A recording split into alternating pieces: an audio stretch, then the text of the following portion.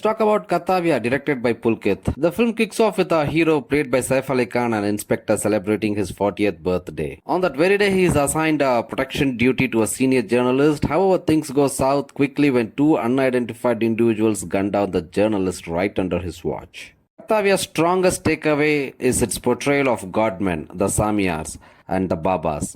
It exposes how these figures are often total frauds and who will go to any extent, even committing crimes to protect themselves. And by godmen, I don't mean like fake godmen or things like that. The godmen, the very term godmen, each and every godman is a fake and a fraud.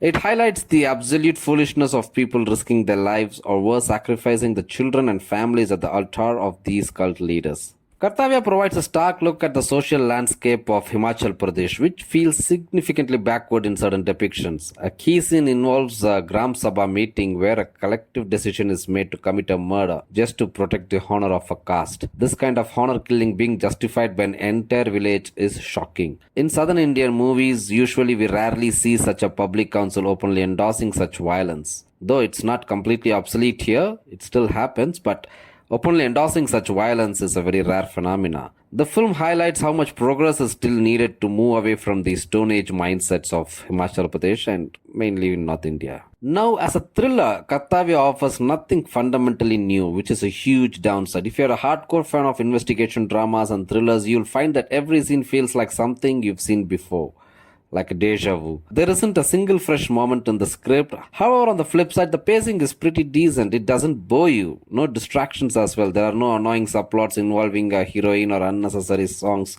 that cut the flow. But the potential is missing. The biggest disappointment is that the movie ends up being middle of the road. It doesn't fully commit to being a hard-hitting awareness film against the fake godmen, nor does it showcase a genius protagonist as well.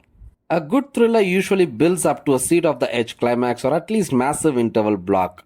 KARTAVYA lacks those goosebumps moments entirely. One interesting angle was how the godmen exploited young children, but the filmmakers didn't dive deep into those details. Perhaps out of fear or hesitation, we don't know. So finally, this KARTAVYA has all the right ingredients for a solid investigation thriller, but it completely misses the mark with the screenplay. While it isn't boring while you watch it, but still you're left wondering, why did I have to watch this once the credits roll?